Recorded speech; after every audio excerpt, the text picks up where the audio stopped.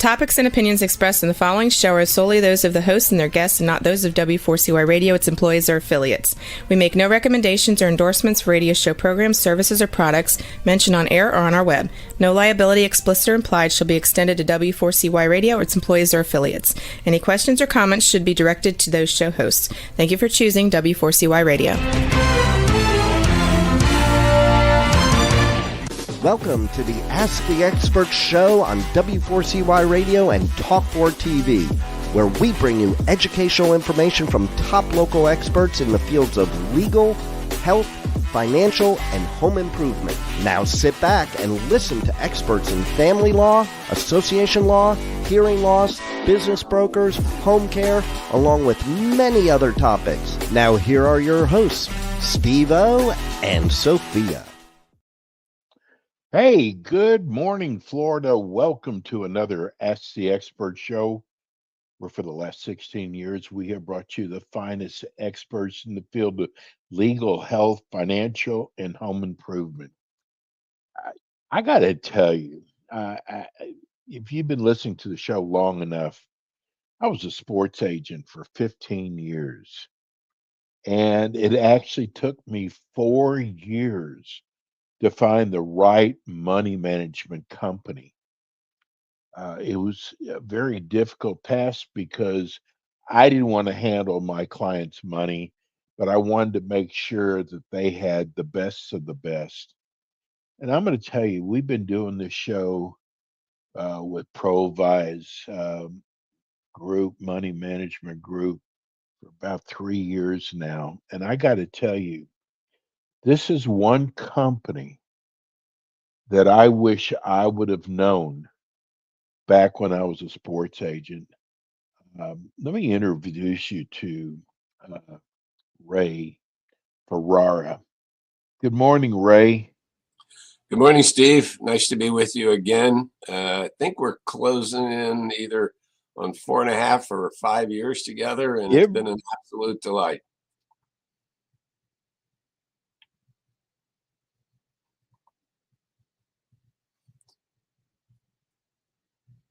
Steve froze, but Ray, how about you tell us about you? I will do that. Thank you so much. So ProVise Management Group is a financial planning and investment management firm with offices in Tampa and Clearwater, Florida. And we're serving about 1,100 clients scattered over 30-some states. And managing somewhere right around $2 billion. We distinguish ourselves by the financial planning that we actually do. A lot of people call themselves financial planners, but really all they are asset gatherers. We actually believe in doing a financial plan. And why do we believe in a plan? Because we know that when you have a plan, the odds of your success are enhanced. It's not that you can't be successful without a plan, but it enhances it. I mean, stop and think. Would you build your house without a set of plans? Would you want your lawyer to go into court without a plan to defend you? Would you want your doctor to go into the operating room without having a plan?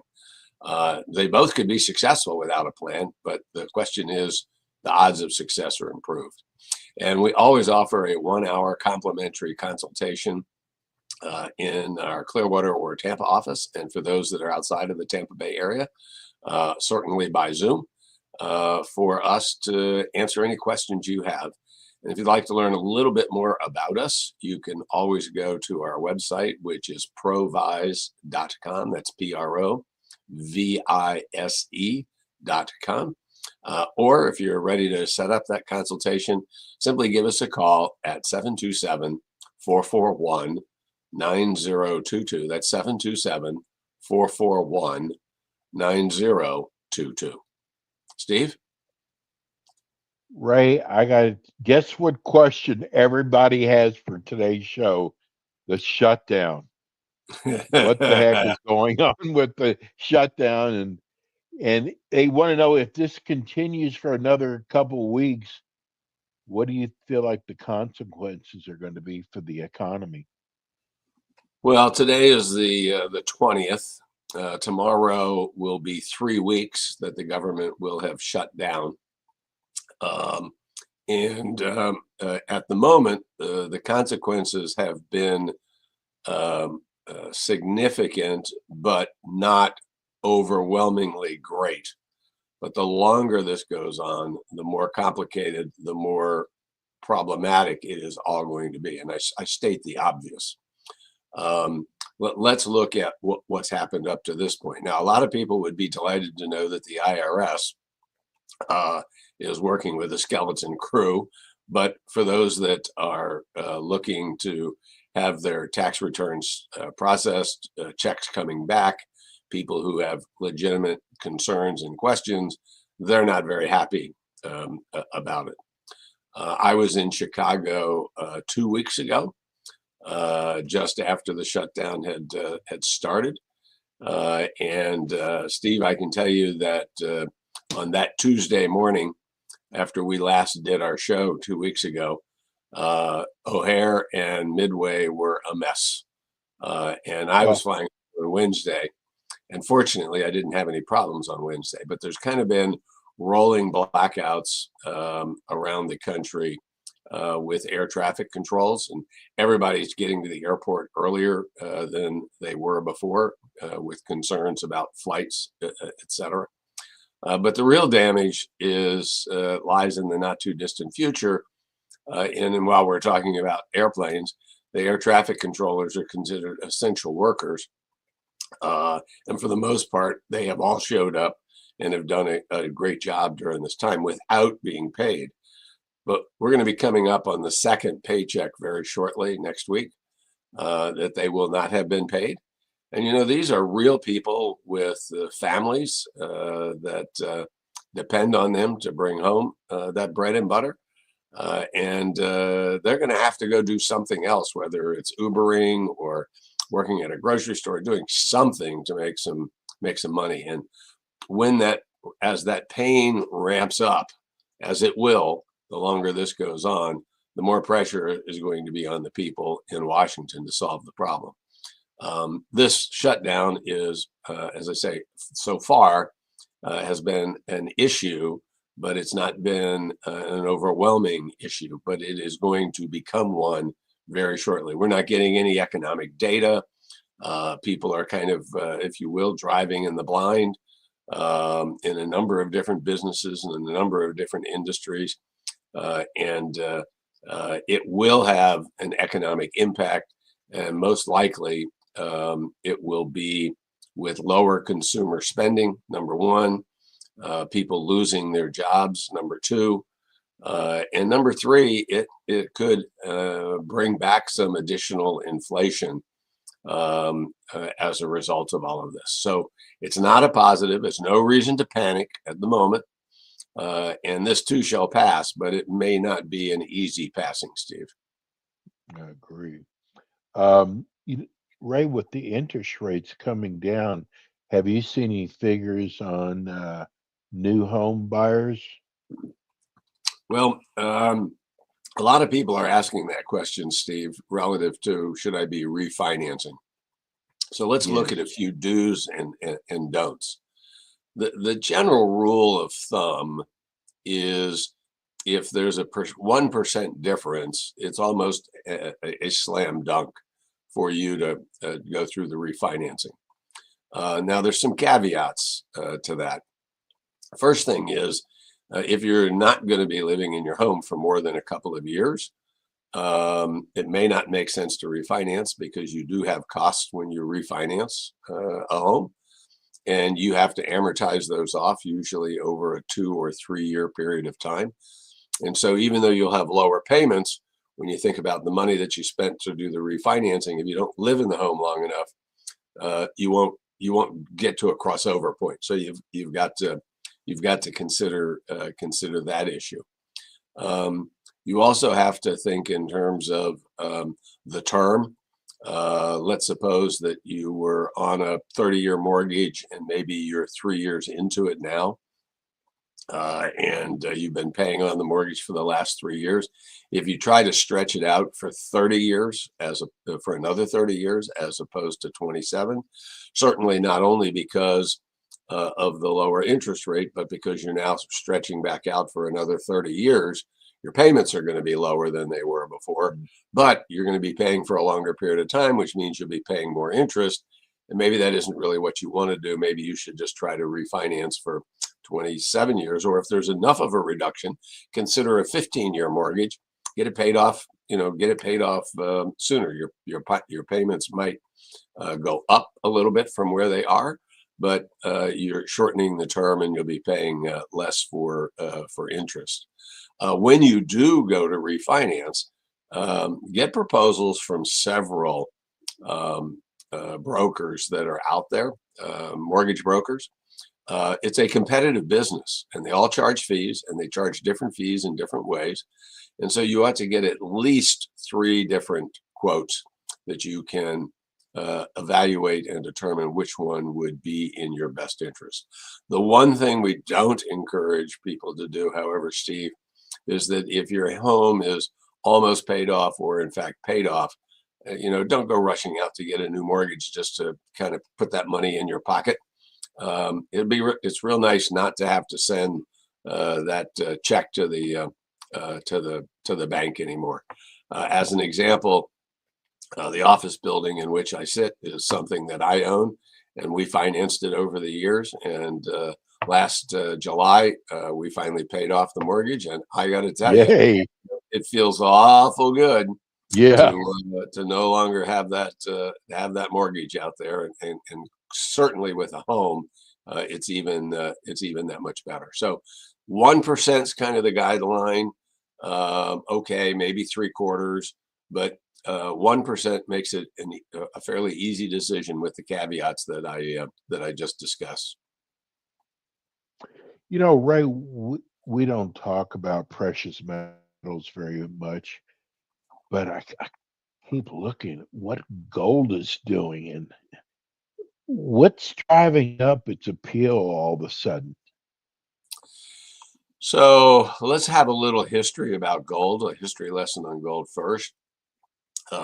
Up until when President Nixon was the president of the United States, which is back in 1972-ish timeframe, gold sold for $35 an ounce, not a penny more or a penny less. And of course, today it's in the $4,300, $4,400 range. So that sounds like a really nice appreciation, and clearly it is.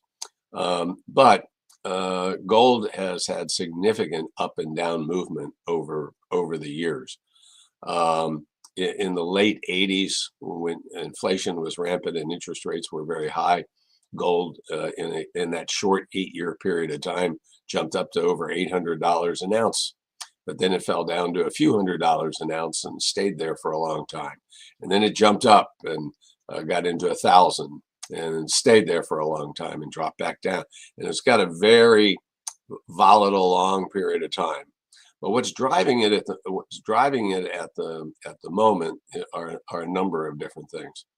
The first is a lot of the banks are increasing their gold reserves, and doing that by selling their dollars and buying gold. Banks outside of the United States.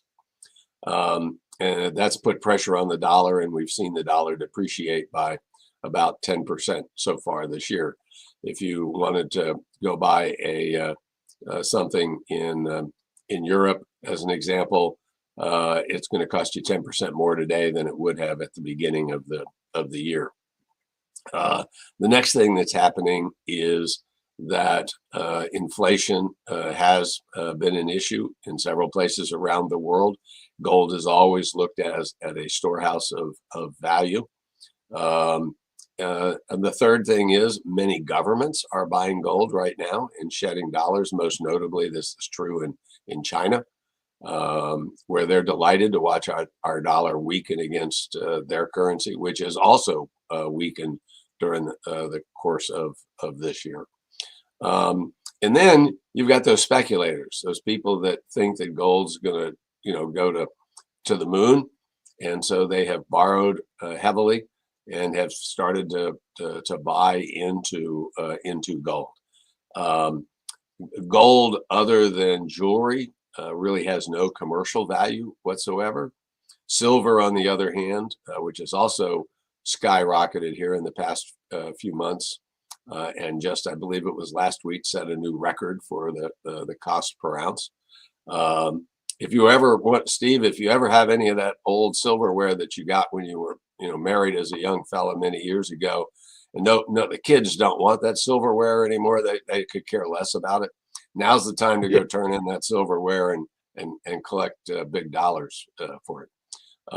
Silver does have economic value, industrial value in a number of different ways.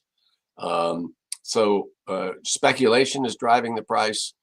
Banks and countries selling their dollars and buying gold with those dollars is driving the price up, and some of the banks outside of the United States. So it's a simple law of supply and demand. There's a limited supply, or relatively limited supply of gold. Right now, there's a high demand for gold, and so the price is going up. I wouldn't want to speculate in gold right now, because it's been up 35% now, I think, at this point, since the first of the year, and it was up dramatically during the latter part of last year. So be careful if you're going to get into precious metals at this point, with prices as high as they are today, and what has been traditionally a very volatile marketplace in metals. Ray, we just got a text from Mike in Lutz, Florida. I really enjoy your show. I really trust you. And I want to know do you understand what's going on with this loan to Argentina? Actually, we got a lot of questions like that for you. Yeah, well, let's just say that the United States provided a significant amount of money to Argentina in exchange for their willingness to provide us with a significant amount of their rare earth minerals, etc. You can call it a good investment, or I guess you could also call it a bribe of sorts. Either way, that's primarily what it is. Argentina, who notoriously is unable to have its money remain stable in any way, shape, or form. I'm not quite sure how they're ever going to pay that loan back, and hence the deal with the trade policy as it relates particularly to the rare earth minerals. So that's kind of what's going on there. I'm sure there are other parts of that deal that exist behind us, but I wouldn't put too much stock in it. It sounds like a lot of money, but as that famous senator once said, $1 billion here, $1 billion there. Next thing you know, you're talking about real money. I hear you. So, this year the hurricanes have been kind of quiet, and it seems like the insurance companies should be reporting really high profits. Which companies should people look at? Okay, first thing, I'm not going to recommend any stocks, individual stocks. That's not what we do. We're financial planners. We believe in doing planning and developing a well-diversified portfolio that's tailored to your own individual situation. Second, shame on you, Steve, for bringing up that we haven't had any hurricanes so far this year. And we still have on wood. And we still have 6 weeks to go before it's all over. And particularly with you over there on the East Coast in the Miami area. Yes. Be careful what you wish for. But it is true that we've been blessed in the United States with a relatively mild, and here in Florida, totally mild hurricane season. and therefore the insurance companies not having to pay out massive claims of $8, $9, $10 billion for a hurricane that sweeps across the state. It is going to cause them to have significant profits for this year. But I want to remind people that's not something that the insurance companies can build on year after year after year, Right. And feel like they've got those profits will continue every year. In fact, there's an argument to be made that because of the good year that they've had, they may have to lower premiums. That's a concept for us in the upcoming year, because they will have built up their reserves, et cetera, and they won't need as much to prepare for hurricane season next year. Now, maybe I'm dreaming, but that is, a possibility. So, yes, I think there may be a one-time bump up, but don't forget there are other natural disasters that we have to worry about beyond just hurricanes. You can think of the fires that we've had out west, right here in Florida right now. The vast part of the state is in a drought. Those fires can, pop up at any time and cause things to go down. Let me remind everybody, Steve, that we offer a complimentary 1-hour consultation in our Tampa or Clearwater office or by Zoom to any of the listeners here at Ask the Experts. And all they have to do is call our office at 727-441-9022, 441-9022. Simply say you want to set up an appointment with Ray, and the staff will be happy to schedule us together. And Ray will be back again with us twice next month. Ray, thank you so much. I always enjoy doing your shows. Have a great week.